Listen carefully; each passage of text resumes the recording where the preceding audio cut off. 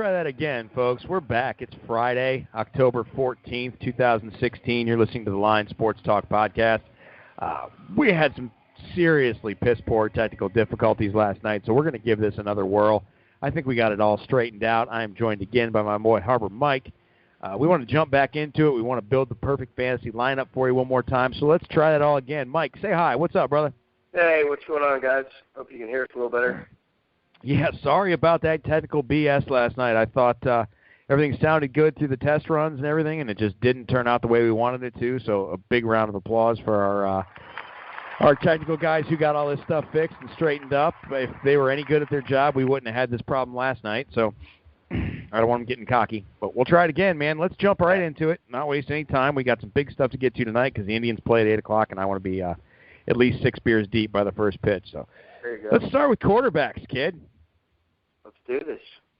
All right, man. You and I both talked a little bit about where we wanted to jump in our particularly FanDuel lineups. And the quarterback that jumped out to me right away, and we touched on this, was Mr. Marcus Mariota and his matchup against the Cleveland Browns. Go ahead and enlighten me. Yeah, I just really, obviously it's the Browns, so. Yeah, the matchup speaks volumes. Sure does. Yeah, not to pick on them, but yeah, overall it's a great matchup for them.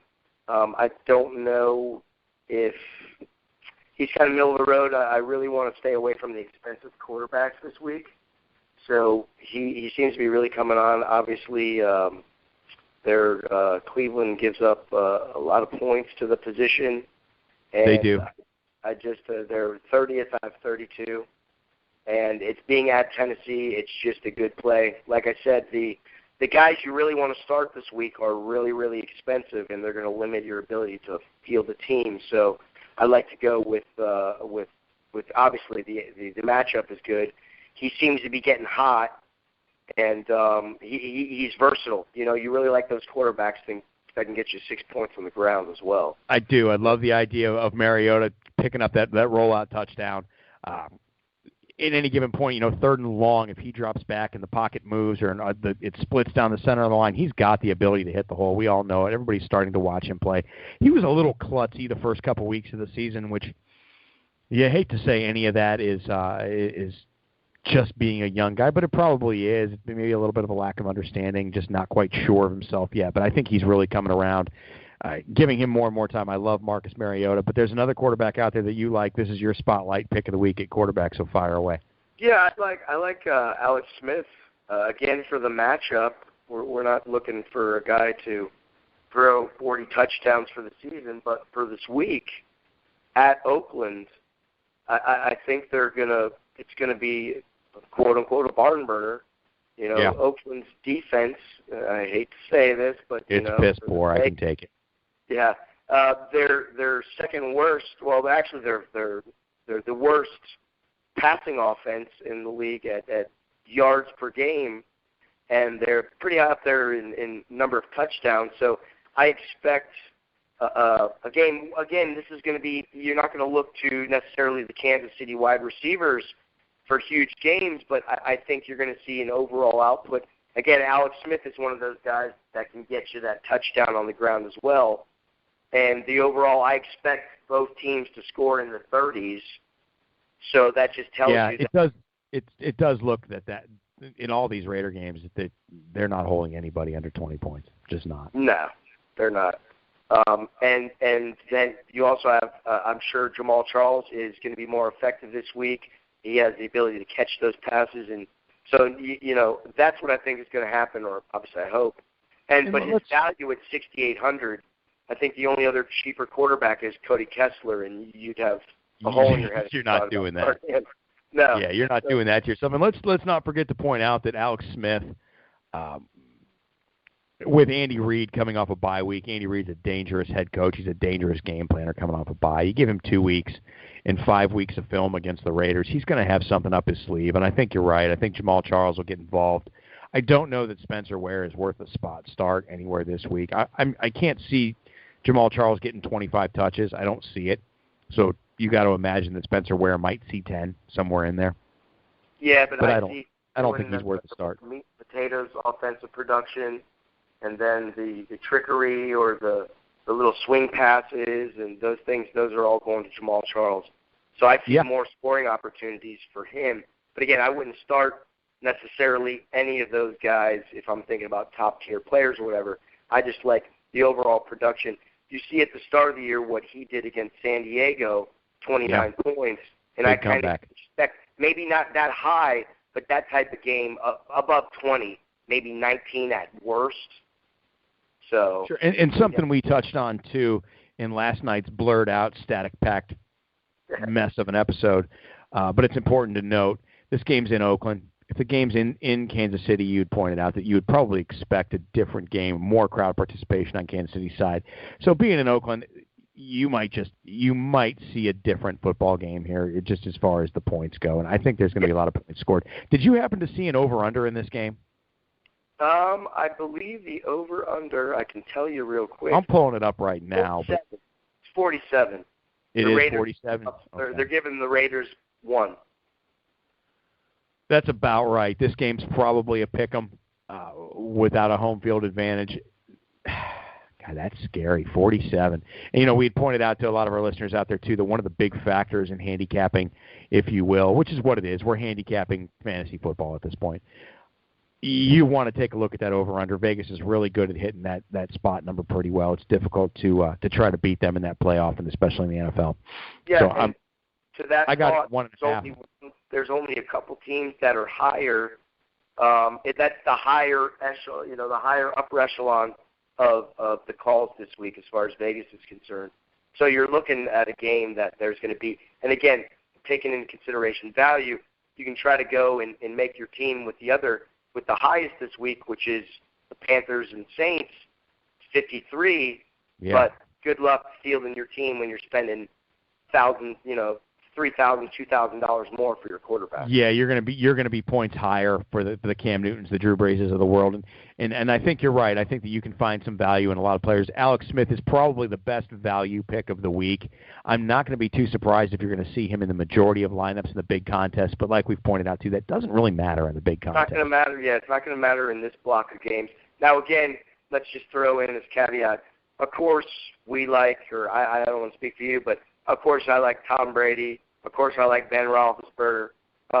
Drew Brees looks good, but, you never know with Carolina. We talked yesterday a bit. Carolina might be packing it in, but I think for one game they're going to rebound. So I don't know what to expect from that game. But, again, so the big guys, the big guns are worth starts. But, again, their values are so high that I found this week as being one of the most challenging weeks I've had since I've been on FanDuel to put a team together where you're just licking your chops. So yeah, there's not a lot of just jump out at you matchups that you feel so great about that you can't avoid. There really isn't. No. But there's definitely a couple, and one of them that you just mentioned is Roethlisberger and those guys. We're going to move on to running backs here, but those guys, that two-team, Pittsburgh, Miami, that game, I don't know. I'm going to pull up the over-under on that one as well. I'm sure that's probably not very low or lopsided, if nothing else. It's at 48.5, and I've got to think that if you are Vegas, 48.5 to me means 38-10 Pittsburgh. I think that's where that number comes. I don't think Miami, even at home, has much of a prayer against this high octane. No, they're kind of they're an embarrassment, especially with how many weapons they have on offense. That team's terrible. They're terrible, and it comes and goes with Ryan Tannehill, and it's time for them to cut bait. Yeah, they have so many stars on defense, and they can't. I just think it's almost like a Cleveland Browns where you have a toxic overall team, and I don't know. It seems like whoever they put in there, you get the same results. So sure, and in the NFL, either you have a quarterback or you don't. And Ryan Tannehill is paid like a quarterback, but he is not a quarterback. He's not an NFL star. He's just not. They've given him however many years. This is his fourth year, fifth year, and it's over. Ryan Tannehill is not your star. And I think the Miami Dolphins are best served drafting a quarterback next year. Time to cut bait. He reminds me of Jay Cutler. Like maybe an overall performance. Much skill, but overall results, it doesn't seem to be much of a leader. I mean, he's got more leadership skills than Cutler. Yeah, I think so. Just like, we didn't do it. I'm a little mad, but I never hear about Ryan Tannehill sitting and flying to Peyton Manning and training with him, or he goes away and comes back and he's just as bad as he was the year before. Yeah, Cutler's just straight up yellow. I think Tannehill tries his little heart out, but I just don't think he's got the skills. He notoriously bad decision maker, not a good player. Pittsburgh blows them out, I think. But let's point out, like you just did, that guys like Roethlisberger are super high priced for a reason, but those are your upper echelon quarterback plays in Brady, Roethlisberger, Rodgers, and Newton. I would be really reluctant to spend $8,900 on Cam Newton or even $9,000 on Brady. Brady's matchup at home against the Bengals isn't completely easy. Although Dak Prescott lit them up last week, I still don't know that that's easy. I think Cincinnati's a lot more familiar with New England than they are with Dallas. Yeah, and I wouldn't at 9,000.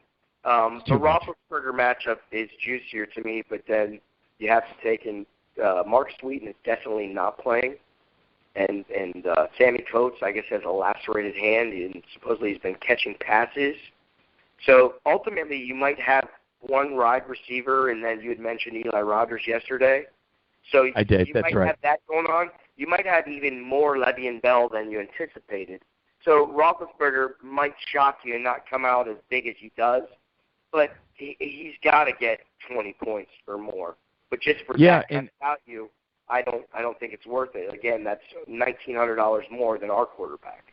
That's right. Yeah, I think you could get just as much out of a couple other guys like Mariota, like Alex Smith. On to running backs. I want to point out my running back play of the week. That I think that if he's not in your lineup, you're making a mistake. You have to start LeSean McCoy at home against the San Francisco 49ers. LeSean McCoy has a lot to prove to one person, and that's Chip Kelly. He doesn't have to prove anything to himself or anything to the fans in Buffalo or anything to his teammates or anything to anybody else in the NFL. He just has a lot to drive straight up Chip Kelly's ass. LeSean McCoy, and I don't know where this came from with me personally, but over the last year, I keep watching LeSean McCoy and kicking myself for never drafting him, and I'm going, this guy is an absolute superstar. He is a superstar. He gets the ball. He's electric. He makes all kinds of space for himself. I love LeSean McCoy, and he's going to want to just bowl over Chip Kelly. And Rex Ryan is the kind of head coach in Buffalo that will give his players that opportunity. In my mind, you know that Rex Ryan probably took LeSean McCoy out for a beer and was like, we're going to shove the rock straight up that son of a bitch's ass. And he's sure he did. People coach, you know. That's why I love Rex Ryan, because you know he is the type of coach. And he knows it's not a bad move. I mean, it's a smart move. Everyone forgets LeSean McCoy because he's had some injuries, and then he had the dust-up in Philly, and it kind of derailed his career a bit. And they forget that he was one of the top 3 fantasy and / NFL running backs for a few years before those incidents. For years, he was in the discussion with Adrian Peterson. Exactly, he's the man, and he can do it all. So yeah, you like that. You got to start LeSean McCoy this week. Yeah, I agree. If you don't, you're making a huge values there too. You're going to spend some money on running backs this week. You're spending $8,200 on him, but he's got value. I think you start LeSean McCoy all freaking day. That's my start of the week. Exactly. You got to jump on. So the next guy I like. We can do 2 things here, and so I'm just going to interject. I know we're not going to wide receiver yet. Go for it. Well, we can go with the discounted running back, and then we have a little more change for, a better wide receiver. So if we're going to do that, I like DeMarco Murray or Le'Veon Bell, obviously. The Le'Veon Bell matchup is gold. Like I said, I think they're going to use the hell out of him. He already got 20 points. How do you say no to that? Your first game. What I like